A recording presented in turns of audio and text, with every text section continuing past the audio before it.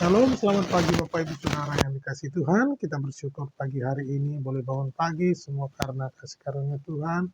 Kita masih diberi kesempatan hidup untuk memuliakan Tuhan, beraktivitas, dan menjadi berkat. Mari sebelum kita memulai, kita akan berdoa. Terima kasih. Terima kasih Bapak Surgawi, kami sungguh bersyukur pagi hari yang indah ini. Sungguh kami naikkan syukur kepadamu, bahwa kasih setiamu bagi kami selama-lamanya. Terima kasih Bapa, terima kasih Yesus Kristus, terima kasih Roh Kudus. Kami mau membaca dan merenungkan firman-Mu, pimpin sertai kami sepanjang hari ini. Kami percaya melalui pembacaan dan perenungan firman Tuhan, hidup kami dibaharui dari sehari ke sehari. Terpujilah nama-Mu. Dalam nama Tuhan Yesus Kristus kami mohon doa. Haleluya. Amin. Nah, Bapak Ibu, kita akan masuk di dalam pembacaan kita Wahyu pasal 11. Wahyu pasal 11 ini dengan perikop 2 saksi Allah. Firman Tuhan berkata, "Kemudian diberikannya kepadaku sebatang bulu seperti tongkat pengukur, rupanya dengan kata-kata yang berikut. Bangunlah dan ukurlah bait suci Allah dan mezbah dan mereka yang beribadah di dalamnya. Tetapi kecualikan pelataran bait suci yang di sebelah luar, janganlah engkau mengukurnya, karena ia telah diberikan kepada bangsa-bangsa lain dan mereka akan menginjak-injak kota suci 42 bulan lamanya. Dan aku akan memberi tugas kepada 2 saksiku supaya mereka bernubuat sambil berkabung 1260 hari lamanya. Mereka adalah kedua pohon zaitun dan kedua kaki dian yang berdiri di hadapan Tuhan semesta alam. Dan jikalau ada orang yang hendak menyakiti mereka, keluarlah api dari mulut mereka, menghanguskan semua musuh mereka. Dan jikalau ada orang yang hendak menyakiti mereka, maka orang itu harus mati secara itu. Mereka mempunyai kuasa menutup langit supaya jangan turun hujan, selama mereka bernubuat, dan mereka mempunyai kuasa atas segala air untuk mengubahnya menjadi darah, dan untuk memukul bumi dengan segala jenis malapetaka setiap kali mereka menghendakinya. Dan apabila mereka telah menyelesaikan kesaksian mereka, maka binatang yang muncul dari jurang maut akan memerangi mereka dan mengalahkan serta membunuh mereka. Dan mayat mereka akan terletak di atas jalan raya kota besar yang secara rohani disebut Sodom dan Mesir, di mana juga Tuhan mereka disalibkan. Dan orang-orang dari segala bangsa dan suku dan bahasa dan kaum melihat mayat mereka 3 hari lamanya. Dan orang-orang itu tidak memperbolehkan mayat mereka dikuburkan. Dan mereka yang diam di atas bumi bergembira dan bersuka cita mereka itu dan berpesta dan saling mengirim hadiah, karena kedua nabi itu telah merupakan siksaan bagi semua orang yang diam di atas bumi. 3,5 hari kemudian masuklah roh kehidupan dari Allah ke dalam mereka, sehingga mereka bangkit, dan semua orang yang melihat mereka menjadi sangat takut. Dan orang-orang itu mendengar suatu suara yang nyaring dari surga berkata kepada mereka, "Naiklah kemari."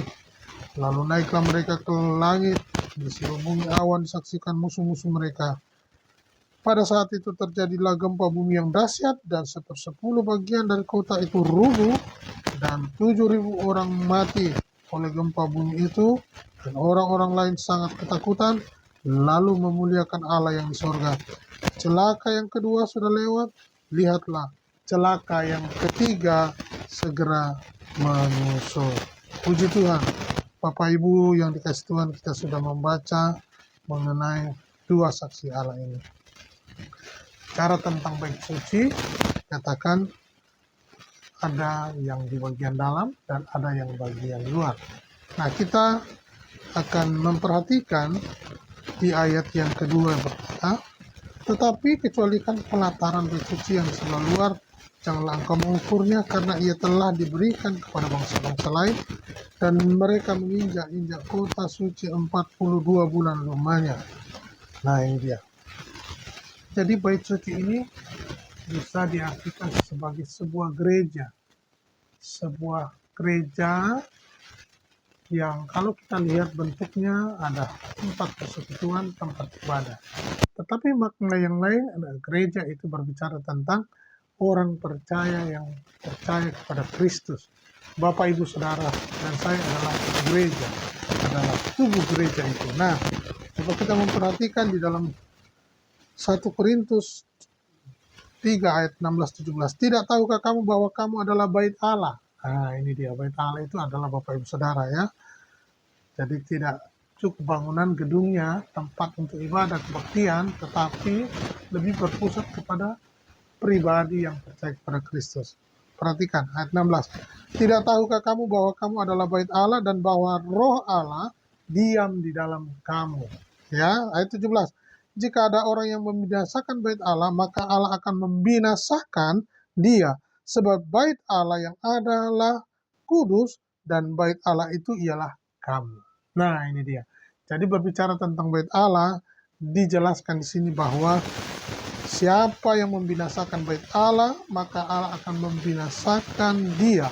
Sebab bait Allah adalah kudus dan bait Allah itu ialah kamu. Ini dia. Jadi sebagai orang percaya yang adalah bait Allah, yang miliknya Tuhan, ketika mengalami penindasan, jangan khawatir. Kita punya Allah akan yang membalasnya. Bukan kita lagi. Bukan urusan kita lagi. Ketika kita serahkan kepada Tuhan. Ya. Jadi berbicara tentang bait Allah adalah lebih makna ke dalam, yaitu Bapak Ibu Saudara dan saya yang percaya kepada Dia. Nah, sekarang kita bandingkan di dalam Yeremia 31 ayatnya 39. Kemudian tali pengukur itu akan merentang tanah terus sampai ke bukit Gareb, lalu membelok ke goa.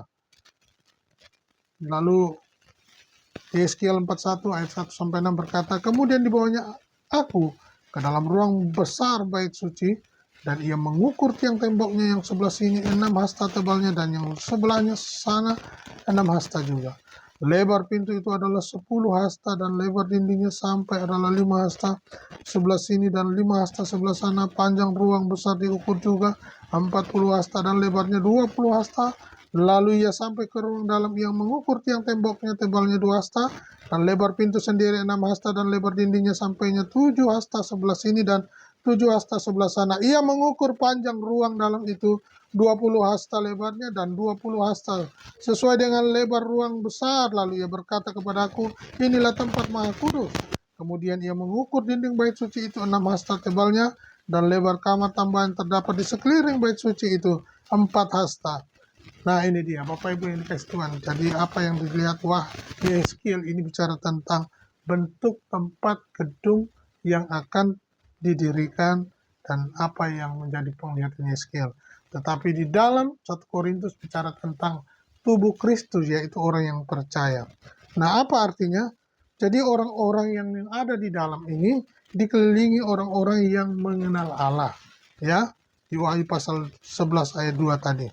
Dan juga ada makna bahwa kita yang adalah di bagian dalam itu ada perlindungan Allah. Ada orang-orang yang diperhatikan oleh Tuhan, yang dilindungi. Nah, Bapak Ibu yang dikasih Tuhan, di dalam apa yang dikatakan Wahyu pasal 21 ayat 15-17, dan ia yang berkata dengan aku mempunyai suatu tongkat pengukur dari emas untuk mengukur kota itu, serta pintu-pintu gerbangnya dan temboknya.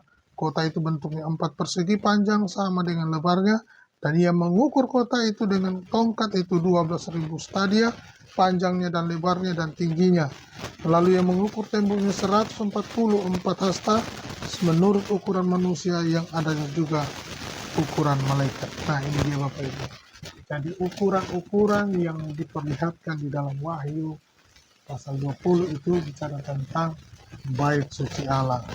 Nah, lalu di dalam perjanjian baru 1 Korintus tadi bicara tentang tubuh Kristus. Tubuh Kristus yang mengalami perlindungan, yang berada di bagian dalam, yang ada di dalam Kristus akan mendapat perlindungan, pembelaan, penyertaan Tuhan. Apa yang terjadi di luar sana, penyiksaan, penindasan, pembunuhan, dan itu terjadi.